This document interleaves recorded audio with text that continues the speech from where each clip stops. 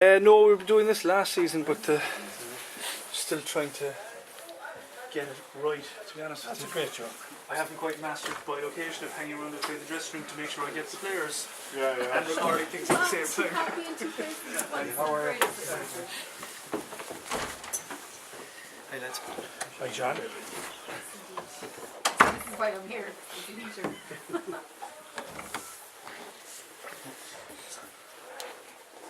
Well, John, happy with that? A good start? I think you look at, we're looking forward to our first home game. You know, I think we said it all along. Our crowd was incredible. 5,000 people to come out. First home game, it was absolutely fantastic. And you know, we felt that we played Limerick a couple of weeks ago, and to be fair to them, we beat us in the Munster Senior Cup fair and square. We felt on the day we didn't play as well as we could have. And I think right from the start tonight we were determined to, you know, to put on a good performance. And look at Martin has a huge job in Limerick. It's very difficult for him. His budget has been whipped all together, and he's bringing a lot of young players through. And to be fair to him, you know, he's a good manager. He's working hard, but it is difficult for him. And I suppose when you look at overall, we would have expected to win. We were 2 up, played quite well early on, and obviously when the sending off came, then I think, you know, the game was over. But the pleasing thing for us, I suppose, is that look at first time since I've been here, we've got 5 goals in the league, 5,000 spectators at the match, and you know, 2 games gone, we have 4 points on the board, and we're happy with that. And the ideal start, wasn't it? Sorry, Liam. The ideal start, like an early goal, and then to get another goal just on the stroke of half time, really kind of clinched it. We spoke about it all week, that we felt that, you know, that we needed to start well, that there's going to be a big crowd. We needed to keep the tempo of the game high, and you know, it was good to score the early goal, and you know, but overall I think there was patches of our play which was very good, and you know, I think, you know, Liam Miller coming back, you know, you can see that what he offers. He's very quick feet, keeps the game moving, you know, beautiful on the ball, loads of composure, and you know, I felt that maybe for the first 25-30 minutes we were doing really well, and you know, and I think even up front with Danny coming back in and Shepherd coming in, that, you know, they're great movement, they're great runs in behind, and you know, it was overall it was pleasing. You know, to be fair, I don't want to get carried away, because ultimately, you know, I think Limerick have a young side and they have a lot to do, and you know, I think they're going to have a difficult season, and you know, I suppose from a Cork point of view, the stronger Limerick are, the better, and hopefully they can probably get, you know, hopefully they can hang in there and maybe get some players in the break, and but it's going to be difficult. So from that point of view, I think we'll have much tougher challenges. Do you know, it's unusual on a night when 2 fellas score twice that the man of the match award goes to a fella who didn't score, but can you understand why some of us were voting for Shepherd? I can, because to be fair to Shepherd, he did everything but score. You know, you know, not only do we have guys 2 goals, 2 apiece, we 2 brothers got 2 apiece, which is very unusual, but I think overall, I think you look at it, Shepherd was instrumental. You know, he made the penalty, you know, the first corner came off him, you know, his movement was fantastic, and he gave us something different, and he did everything but score, and you know, he knows himself, he probably had 3 or 4 chances, but the pleasing thing for me, I told him after the match, is that, you know, never be afraid to get in and miss.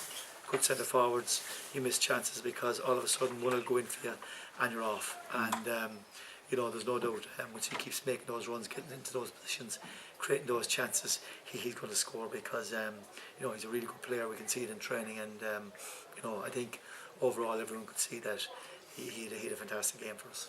Gary Buckley, what's the story with him? He looked a bit dazed going off. Yeah, Gary was sick. You know, got sick this morning, and he thought he'd be okay, and he was dizzy early in the match, and he just wasn't okay. So it's one of those things that probably within the next 48 hours he'll be okay. Did you have a moment where you feared the worst when Danny Morrissey crumpled under the tackle? I did, because to be honest with you, I saw the challenge. Now, to be fair to Shane Duggan, he's a decent guy and he's an honest player, and I wouldn't say anything was malicious in it. We saw Danny's leg at half time. We just caught him a bit, but I think Danny panicked himself, maybe from the fact he's been out for so long, but you know, I suppose a bit of magic water, and then all of a sudden he realised it wasn't as bad as it was. But I think the initial knock, he was concerned, but to be fair, I haven't seen it back on TV. I didn't see the time. It looked maybe a bit late from where I was, but to be fair to Shane Duggan, I wouldn't like to say anything, because we know him from being down here, and he's a decent guy, and that would be out of character for him. It was a big night for Danny, wasn't it? Because I think we worked out his first start since the last game of 2013. Yes. Yes. So for him, in terms of confidence and everything else to come through, whatever length of time he was on, Absolutely, and I suppose it was a call for us during the week. You know what I mean? That he'd really been training very hard over the last since pre-season, because he's anxious to make up for lost ground. And you know, it was a hard call. Do you start him or don't you? But I just felt the occasion tonight, the type of game it might be for us, the fact that I felt that we might get a good lot of chances. I think it was a game that you know, we decided, listen, we'll go and give him the run, and look at the most important, he got 65, 70 minutes under his belt, and you know, he's not fully match fit, he's probably not fully sharp, but you can still see that, you know, he plays two over the crossbar, which, you know, which showed that he was in good positions. But you know, I just feel that he's very close to being fully match fit, and it's good for us that he is. Ross Gaynor did well as well, didn't he? When he came in. Ross did good, yeah. I think, to be fair to Ross, it was a situation, you know, he didn't start in Sligo last week, you know. It was probably, I felt in Sligo last week, an emotional game for him, because he wanted to go back to Sligo and prove how good he was. And sometimes you have to look at, you know, mentally as a guy in the right condition, because in the sense that I knew Sligo was always going to be a very, very difficult game, and with the weather conditions. But to be fair to him, look at, he got the equalisers last week, came in tonight. You know, Ross is a beautiful player, very intelligent player, beautiful on the ball, beautiful touch, great passing, and you know, as we said when he came into us halfway through last season, he was phenomenal. And again, you know, a pleasure of a person to have in your squad. The flip side of having such a strong squad, John, is you end up having to make big calls, like leaving Dan Murray and Marcus Sullivan out. Yes. How did the lads take that tonight? Well, no one wants to be left out. No one ever wants to play every match, I'm sure. And, you know, your first game at home. But look at, as I keep saying, we'll achieve nothing unless, you know, unless we have a big squad and a strong squad, which we have. Yeah, there's difficult decisions to be made. To be fair to Dan, he hurt his groin during the week, and you know, he wanted to play, and we decided not to play him. Mark was a different scenario. So yeah, you make a few changes, and look at, I suppose that's going to be the nature of the season and the nature with all the games we have, that these things are going to happen. And you know, this, you know, I suppose ultimately at the end of the day, from my own point of view, you know, I only want to do the best for the club. I have to pick the teams I feel is right for the night, and personalities don't come into it, and that's, you know, that's, I suppose, look at, you know, that's my job really. Is it a situation that you're trying to work out your best 11, or are you going to take it on a case by case basis for each game, what suits? And yeah, I think it is. Yeah. I think it's a situation, you know, that you know, you feel tonight you want to play Limerick, you feel you're going to get lots of chances, you feel you're going to, you know, cause them lots of problems. And but you know, the next most important match for us is away to Shamrock Rovers next Friday night, totally different game, and you know, you won't be able to play as open, and you may not be able to attack as often, because you know it'll be a tougher, tighter game, and you know, you may change personnel around. So you know, I suppose the difference I feel is that it's one of those ones this year that, you know, you may not be playing your same 11 week in, week out as maybe you did last year.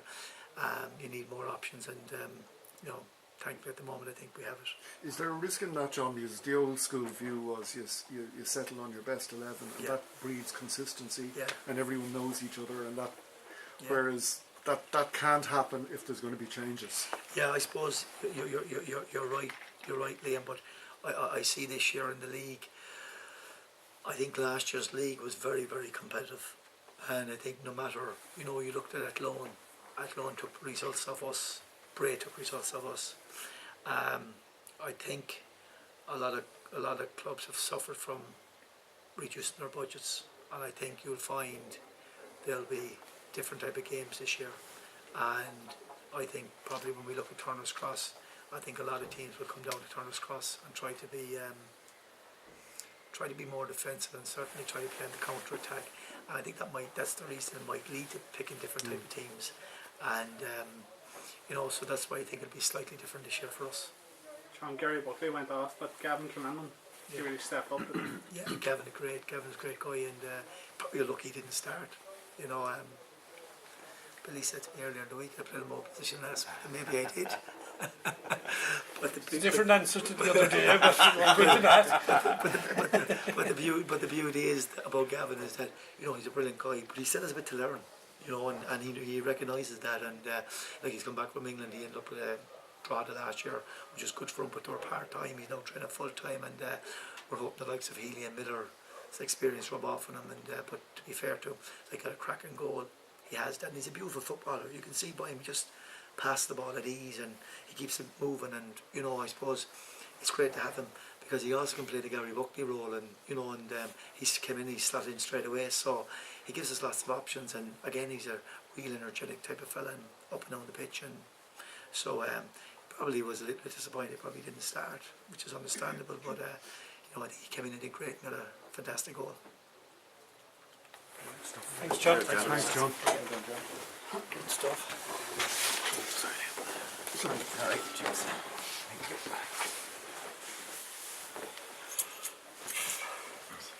What if we take that big case, isn't it? That's it then.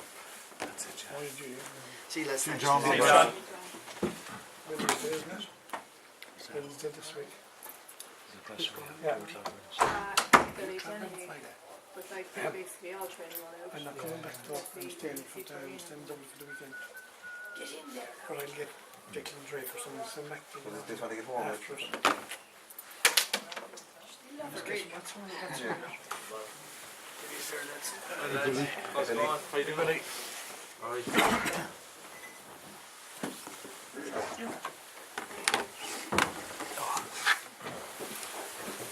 Happy with that, Billy? A good night? Yeah, good night at the office.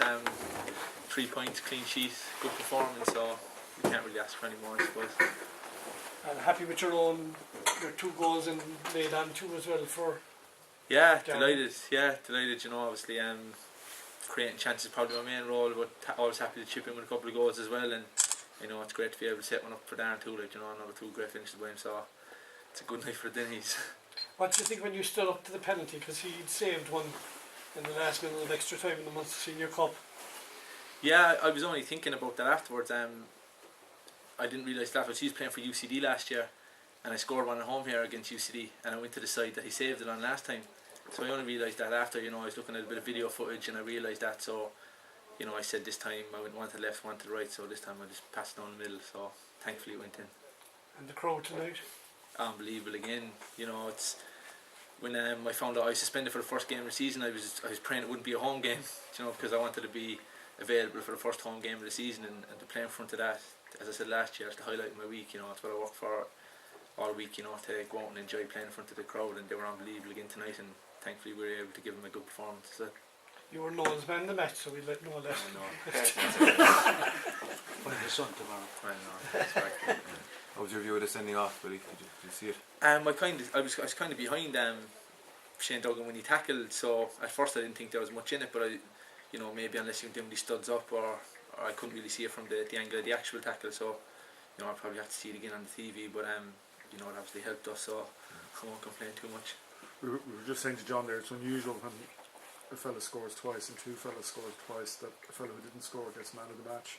But were you impressed with Shepherd? Because a lot of people looking on where. Yeah, I played with Sheppy for a couple of years up in Dublin, and I know he's capable of, he can bring a lot to the team. He's got good legs and can run and stuff, But he had a poor year last year. He was quiet. He was kind of in our team up in Rovers, so he's got a point to prove this year, and he played like that tonight. And if every fella just kind of can push themselves that bit extra, it's only good for the team.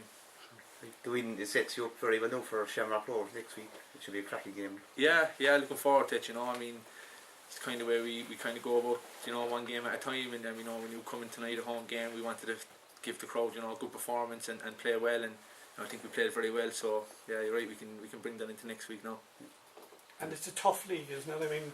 Drogheda had to beat Sligo tonight, 3-2 at home. So there's no easy games like. Yeah, you're dead right. I think people last year probably started assuming, that some games would be a handy game and they'd be a handy 3 points. It's not the case in this league. Anything kind of happen on a match day if you don't approach it right. But we had an unbelievable attitude last year, and we did a great group of players, and kind of all comes from the manager and Cots and stuff. And this year we want to set up the same stall and be the same kind of team, and give our best on the pitch, and that's all we can kind of do then.